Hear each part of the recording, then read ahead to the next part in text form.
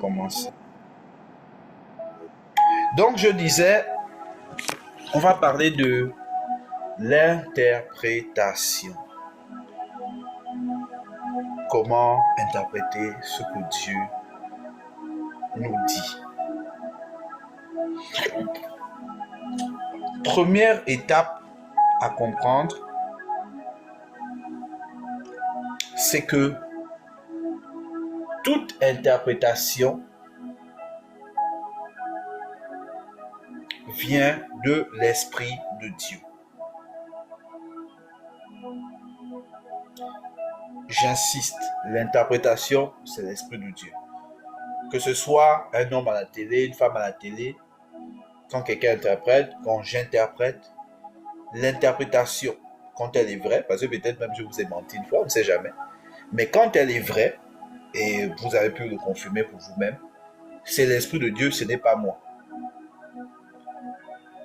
C'est l'Esprit qui interprète. Quand Daniel s'est retrouvé face au roi, quand Joseph s'est retrouvé face au pharaon, on leur a chaque fois dit la même chose. Ah, voici un homme qui interprète les songes. Ils ont tous répondu, moi je n'interprète rien. C'est l'Esprit de Dieu qui sait ce que ça veut dire. Et lui, il vient, il me dit. En fait, on utilise le mot interprétation parce que c'est ce que ça semble être. Comme si tu prends un langage et puis tu décodes ça. Mais le vrai mot, c'est transmission ou messager. L'interprétation, c'est donner le message de Dieu quant à une information. Donner l'explication de Dieu. Ça veut dire que ne dis pas je ne peux pas interpréter. Oui, tu ne peux pas interpréter.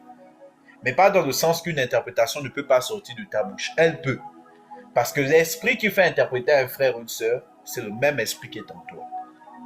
C'est la première chose. C'est l'Esprit de Dieu qui interprète. Alors, quelle est la chose que l'Esprit de Dieu a mis à notre disposition pour parler le même langage que nous? Parce que quand on parle d'interprétation, on parle de traduction, on parle de décodage. Donc, on parle d'un langage qu'on décode pour le rendre accessible dans une autre langue. Il faut donc, pour interpréter, parler le langage de Dieu. Quel est le langage de Dieu? La parole ou, autrement dit, simplifier les Écritures. C'est pour ça que je vous expliquais la dernière fois que sans les Écritures, sans la parole plutôt du début, qui constitue les Écritures et tout ce qu'on a expliqué au début, l'interprétation ne va pas aller très loin. Attention. Je vais commencer par l'Esprit Saint pour dire qu'il y a des exceptions parce que l'interprétation, le Saint-Esprit peut te la donner directement, mais elle est toujours alignée sur l'Écriture et il est beaucoup plus facile d'interpréter avec les Écritures. J'expliquais personnellement à un ami à moi que pour qu'il puisse interpréter facilement ce que Dieu veut lui dire, il faut qu'il lise plus la Bible. L'interprétation est accessible à tous. D'abord parce qu'on a tous le Saint-Esprit et ensuite parce que Dieu ne veut pas que tu sois dans la confusion. D'abord parce qu'on a tous le Saint-Esprit, ensuite parce que Dieu ne veut pas qu'on soit dans la confusion. Il a donc rendu la compréhension de ces messages à tous possible. Et la chose qu'il faut donc faire, c'est d'abord, avoir le Saint-Esprit, bon, ça on l'a tous. 2, connaître un peu l'Écriture. Alors, connaître l'Écriture, vous avez vu ce que ça voulait dire. Il ne s'agit pas seulement de mémoriser les versets. Parce que quand tu mémorises les versets, tu as accès à l'Écriture, mais tu n'as pas accès à ce qu'on appelle la parole. Je vais encore expliquer. La parole, c'est l'Écriture révélée. La parole, c'est l'Écriture révélée. La parole, c'est l'Écriture. C'est que les gens disent, oh, le réma, le réma, le réma. Quand on parle de la parole, c'est l'Écriture révélée. Tu as l'Écriture qui s'est révélée en esprit et en vie. Donc, elle est un esprit qui secoue ta vie et qui produit la vie pour ceux qui te voient. Elle fait vivre les domaines de ta vie, ton travail, ta vie de famille, tes entreprises, tout ce que tu peux entreprendre, je ne sais pas, n'importe quoi. Si tu fais des tresses ou peu importe, tout ce que tu fais est vivant. Il y a une onction dans ce que tu fais, une qualité, une excellence. Cette vie est produite par l'esprit qui secoue ta vie. La parole n'est considérée comme parole que lorsqu'elle fait ça dans ta vie. Sinon, c'est simplement des écritures. Ce sont des mots. Et les mots ne font pas peur à Satan. Pour revenir donc à l'interprétation, avoir cette parole-là va te faciliter d'interpréter les différents messages et songes de Dieu. Exemple encore. Je ne vais pas prendre l'exemple directement dans la Bible pour qu'on ne s'embrouille pas. Tu viens de faire un songe. Tu as vu 2 paires de chaussures. Une était rouge, l'autre était noire. Mais, quand tu as fait ce songe, en ce moment à l'église, vous êtes dans une parole, ça parle de la vie et la mort sont au pouvoir de la langue. Tu as vu encore une autre parole qui dit telle voix paraît juste à un homme, mais son issue, c'est la mort. Je dis, ah, j'ai vu une chaussure rouge, j'ai vu une chaussure noire. Ok. Tu t'assois, tu te mets à réfléchir. Quand tu as vu la chaussure rouge noire, premier réflexe que tu peux avoir, oh, Saint-Esprit, révèle-moi. C'est une très bonne chose, hein, c'est pas un mauvais réflexe. Et le Seigneur, pour te révéler, plutôt que de te dire ça veut dire ça, il te dit la parole. Ah, mais comment ça la parole? Ok, je vais ouvrir la Bible. Tu commences à te sentir qu'aucune parole n'était inspirée. Tu dis, ah, est-ce que j'ouvre la Bible au hasard? Mais tu n'es pas à l'aise avec cette histoire de Bible au hasard. Tu dis, bon, c'est pas grave. Je sais pas, Seigneur, tu vas me révéler. Et puis, tu te remets à lire vos paroles de la semaine dans l'église ou que tu fréquentes. Tu dis, ah, la vie et la mort sont au pouvoir de la langue. On dit que la langue peut t'amener dans la vie ou dans la mort. Fais attention, contrôle ta langue. Ok, bon. Tu essaies de méditer sur cette parole. Hein. Tu ne penses même pas au songe. Et là, l'autre parole te dit telle voix paraît juste un homme, mais son issue, c'est la mort.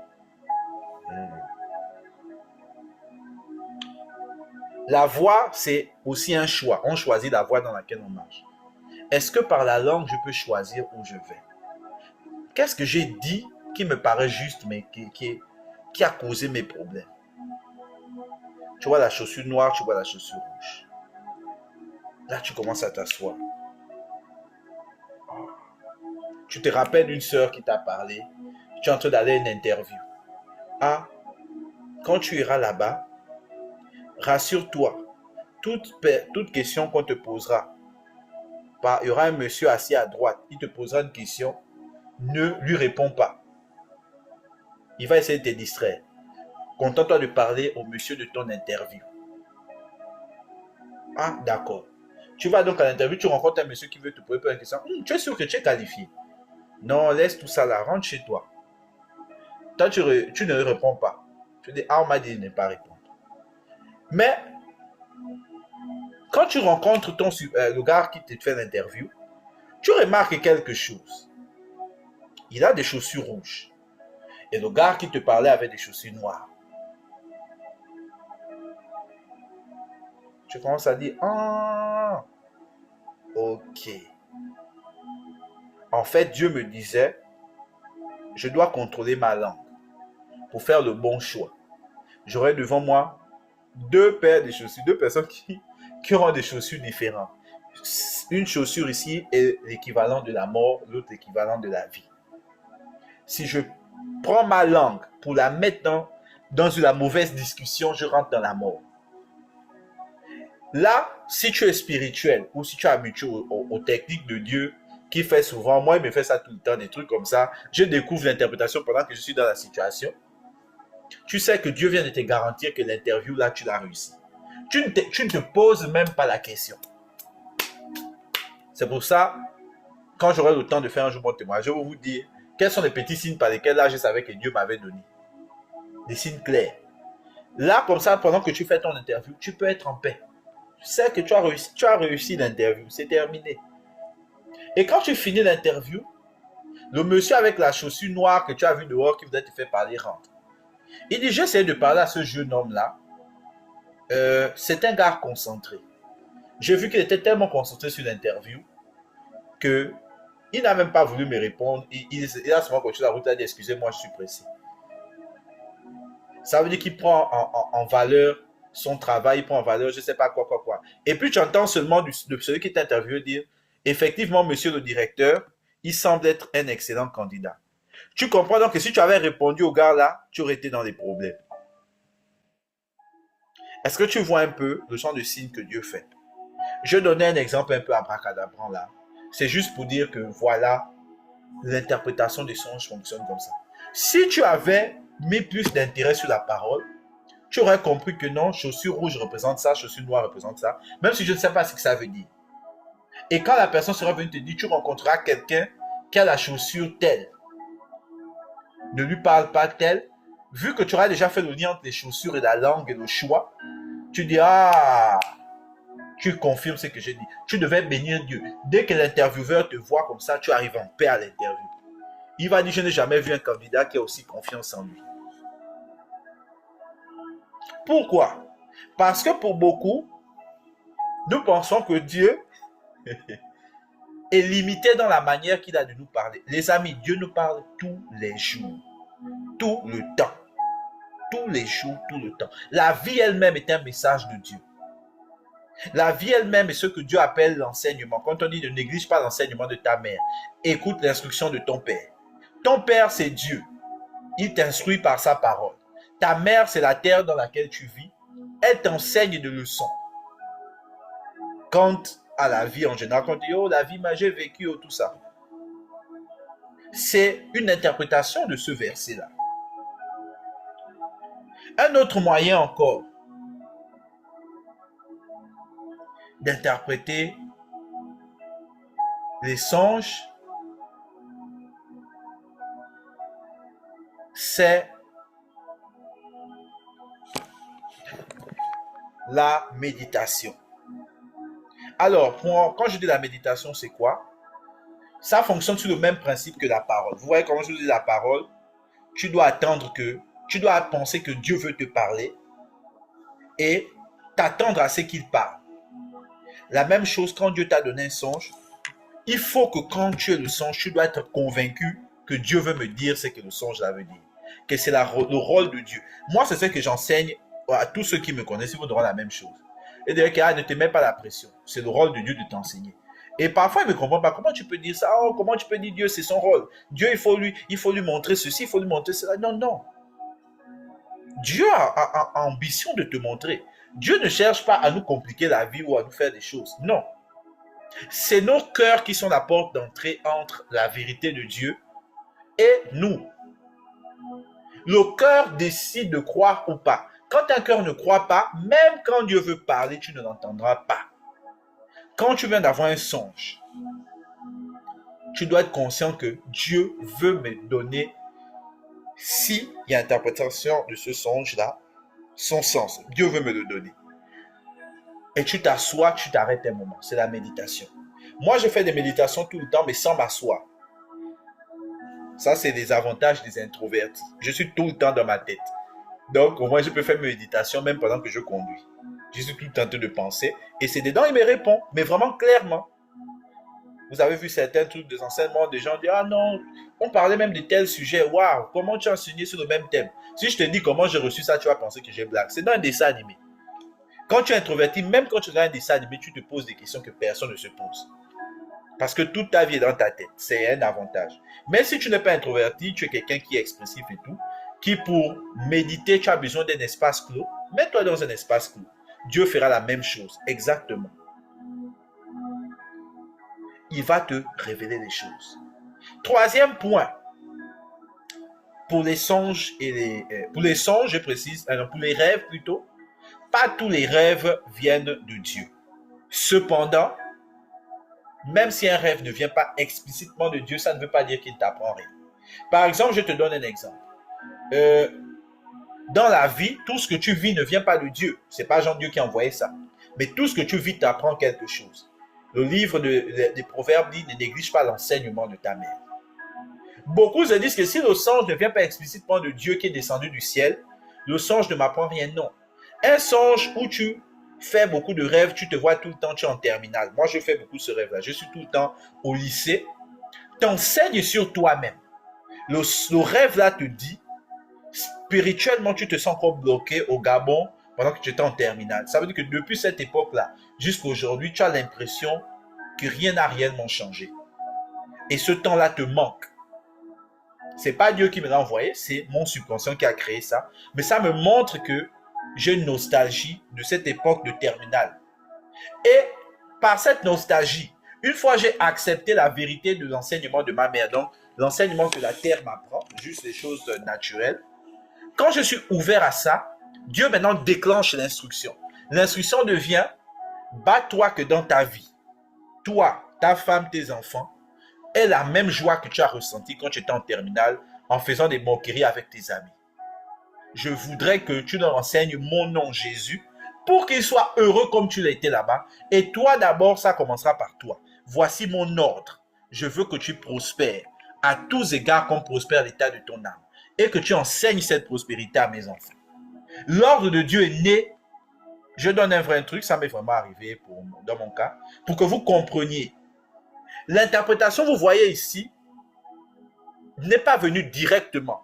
Dieu a permis un élément naturel de m'arriver pour que j'en tire une instruction spirituelle ou qui vient de lui, si on peut dire ça comme ça.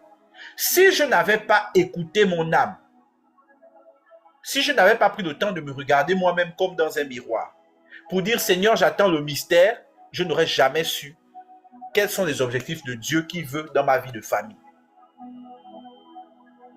Toi aussi, il y a certains des rêves que tu fais que c'est clairement tes rêves à toi. Tu es tourmenté par une situation, des choses comme ça. Ça ne veut pas dire que Dieu ne peut rien faire dessus. L'enseignement de ta mère est aussi important que l'instruction de ton père sur terre. Oui. Ce que la terre t'a enseigné est aussi important que l'instruction que Dieu te donnera pendant que tu es sur terre. Au ciel, la seule chose qui compte, c'est ce que Dieu dit. Mais sur la terre, les deux comptent. Parce que sur la terre, comme je l'expliquais, tu ne fonctionnes pas avec des esprits, tu fonctionnes avec des âmes. Tu ne vas pas gérer des esprits. Ton fils, ta fille, ton mari, ta femme, ce ne sont pas des esprits, ce sont des êtres humains qui auront des défauts et des qualités, qui auront des besoins, et ils auront besoin que la personne qui les aide à combler ces besoins-là soit une âme, pas un esprit. Dieu lui-même en parle dans sa parole.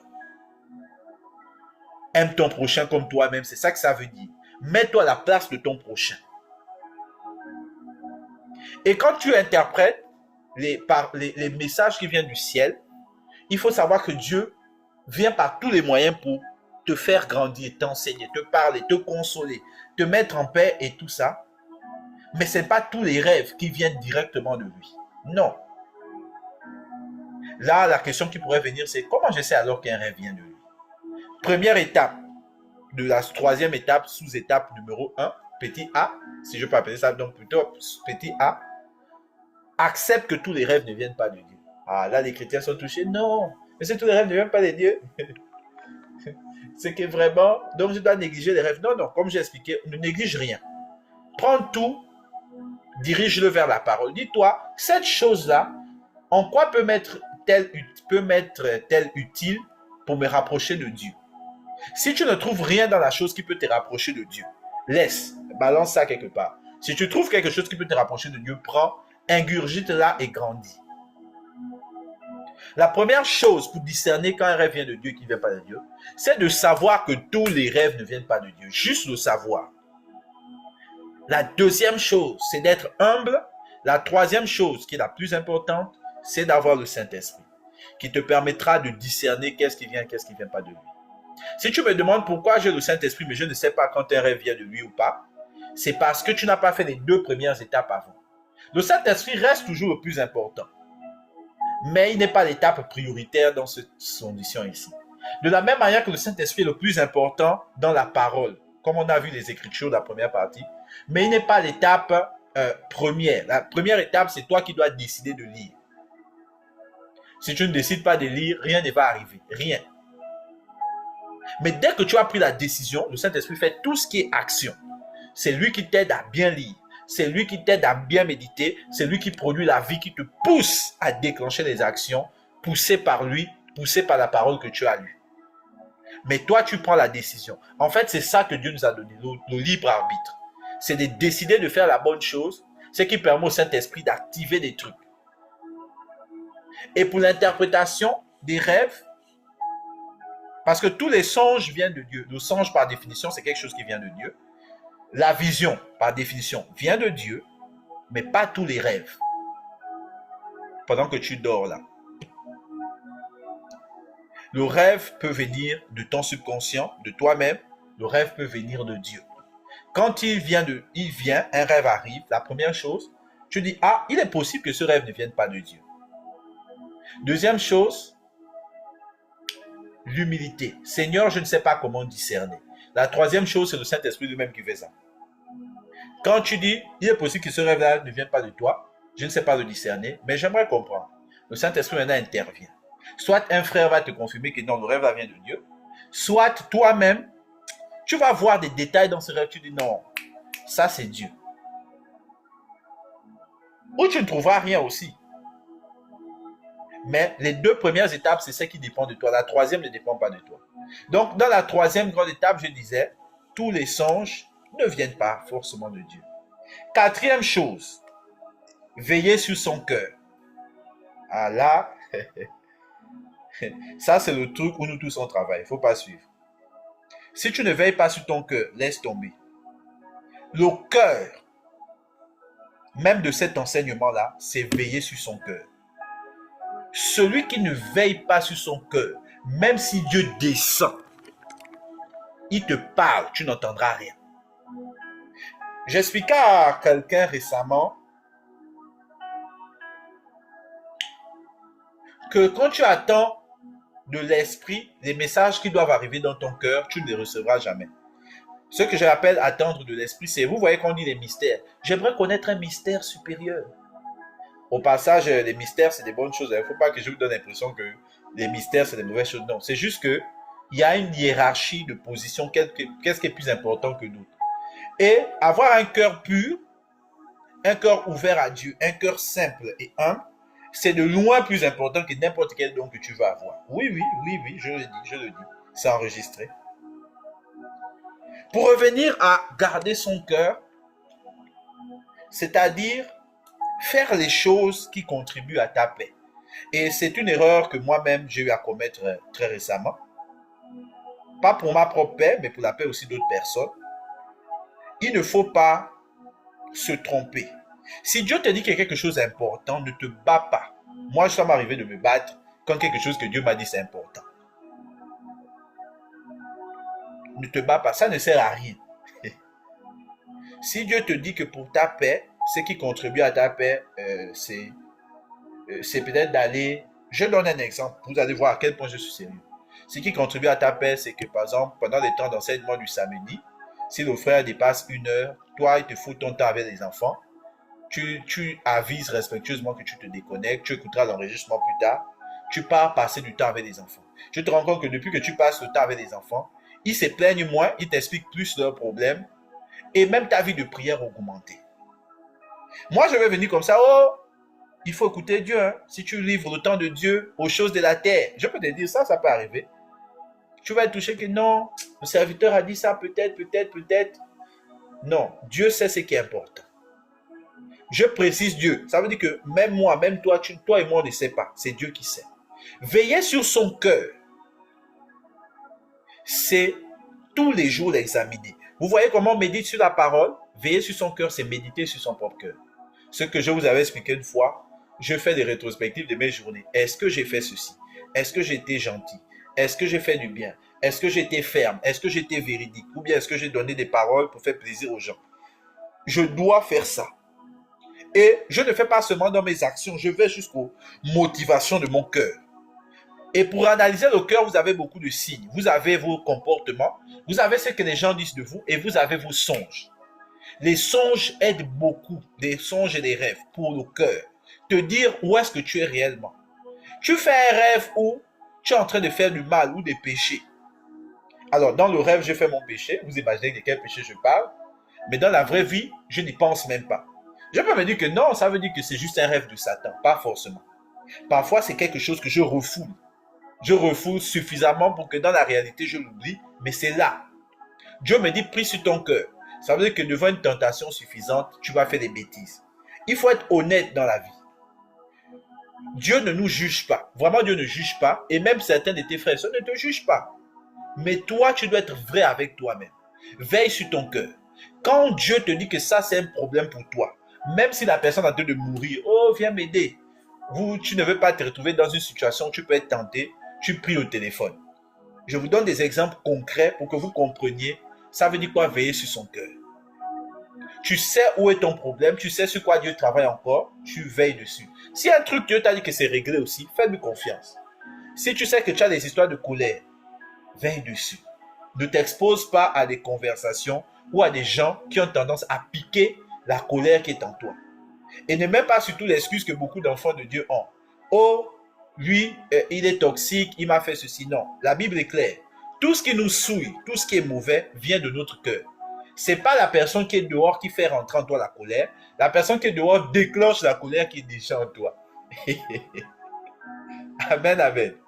Donc, il faut veiller sur ton cœur. Même si je te dis quelque chose, si une situation, tu regardes, tu sens que non, toi, tu n'es pas capable de rester dans cet environnement et de conserver ta paix, dis respectueusement, je te respecte, mais je ne peux pas faire ça. Quand tu veilles sur ton cœur, tu le maintiens suffisamment libre, aéré, pour que le Saint-Esprit puisse te parler et que tu puisses l'entendre. Quand tu passes suffisamment de temps à veiller sur ton cœur, à regarder ton cœur, qui je suis réellement, qu'est-ce que je pense, qu'est-ce que j'aime, qu'est-ce que je n'aime pas, où sont mes forces, où sont mes faiblesses, le jour où quelque chose qui n'est pas de ton cœur vient, tu l'identifies tout de suite, que ça là, ça ne peut pas venir de moi. Et là, tu sais qui est en train de te parler. Dis que, ah non, tel truc là, c'est pas moi. Ça doit être Dieu. Quelqu'un qui ne veille pas sur son cœur va parfois confondre ses pensées à la volonté de Dieu. Et ça arrive beaucoup. Et c'est pas grave, ça arrive à tout le monde. À tout le monde, hein, tout le monde. Donc, il ne faut pas dire que, oh, c'est parce que non. Ça arrive à tout le monde. Mais plus tu veilles sur ton cœur, moins ça t'arrive. Vous allez parfois me voir, parfois je donne des interprétations conditionnelles de certains songes.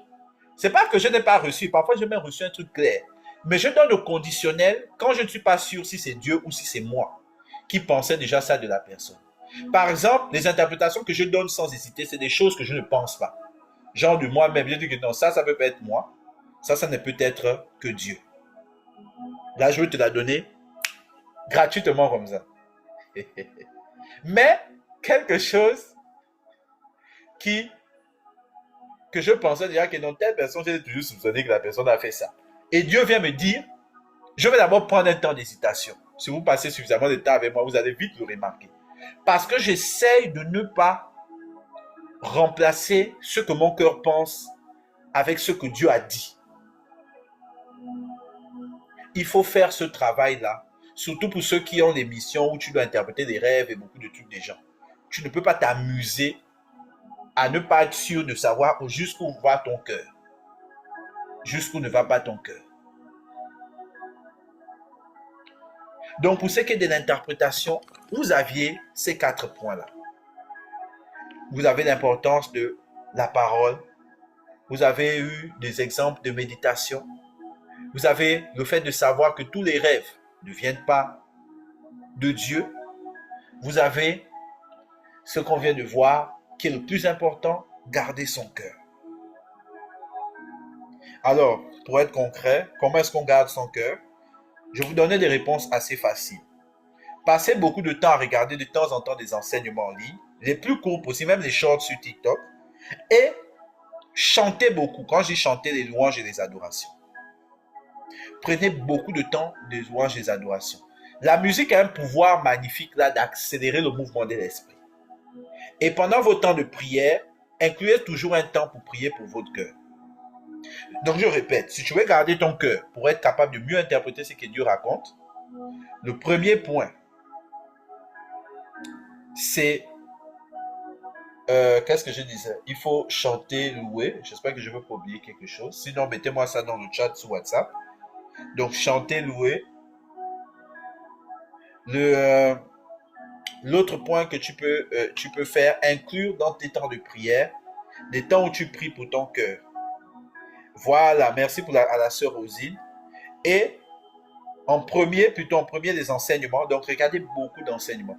L'enseignement va te dire des choses que tu ne savais pas. Ça va t'éclairer d'une lumière qui t'aidera à, à être plus dans la lumière. Quand la lumière arrive vers toi, l'enseignement, s'il y a des ténèbres sur toi, ça va les exposer à la lumière. Donc même un truc que tu faisais que tu ne savais pas que c'était un problème, Dieu va l'exposer par une parole. La deuxième chose, louer et adorer beaucoup. L'adoration, j'ai déjà prêché ici. L'adoration, adoration, c'est la triche. C'est la triche. Quand tu adores, il est très difficile à Satan de faire des choses dans ta vie. Il est très difficile quand tu sais adorer Dieu. Peut-être qu'il faudra qu'on refasse encore d'autres trucs d'adoration. C'est sûrement une des actions que je vous dirais la plus importante. Adorer. Parfois, tu ne sais pas quoi faire, quoi dire, comment prier dès que tu rentres dans l'adoration. C'est pas forcément seulement le chant. Tu commences à regarder Dieu. Même la personne qui vient de te faire un truc que tu dis ça, je ne peux pas pardonner. Tu as un amour qui vient pour cette personne-là. L'adoration, c'est quelque chose de trop beau. Mais faites ça beaucoup, louer et adorer, pour garder le cœur. Et en 3, dans vos temps de prière que vous avez déjà, mettez toujours un temps où vous priez juste pour votre cœur. Oh Seigneur, je donne mon cœur, s'il y a des pensées, s'il y a des choses. Toujours, c'est trop important. Le dernier point, je pense que vu le timing, il sera mieux pour moi de le garder pour la dernière, une partie C, qu'on verra samedi prochain. Le point en question, c'est nos comportements de chrétiens. On va se baser sur le livre de Galates. Pas Galates 5, mais le chapitre qui suit. Donc, on va boucler la boucle. On a commencé avec Galates, on finira avec Galates. On parlera d'où viennent les querelles entre nous, comment est-ce qu'on doit se comporter entre nous, d'abord entre chrétiens, ensuite on va étendre ça à notre prochain en général. Donc pour conclure, je vois ici qu'il va rester 5 minutes de questions, je m'excuse vraiment. Je pourrais prendre d'autres questions par écrit sur WhatsApp et puis répondre en audio. Donc sentez-vous libre.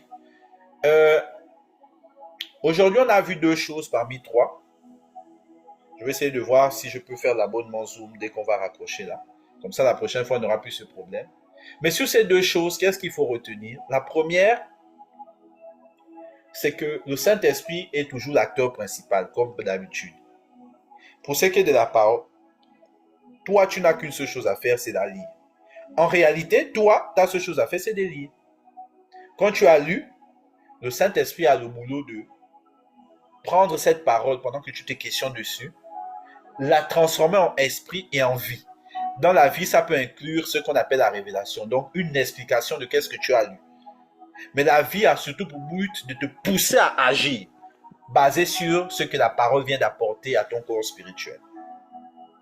On a vu l'interprétation. L'interprétation, on a dit que c'est la capacité de recevoir de Dieu. Beaucoup de gens disent, oh j'ai prié, est-ce que j'ai reçu? J'ai prié, je n'ai pas reçu. L'interprétation, c'est ça qui t'aide à recevoir de Dieu tout le temps.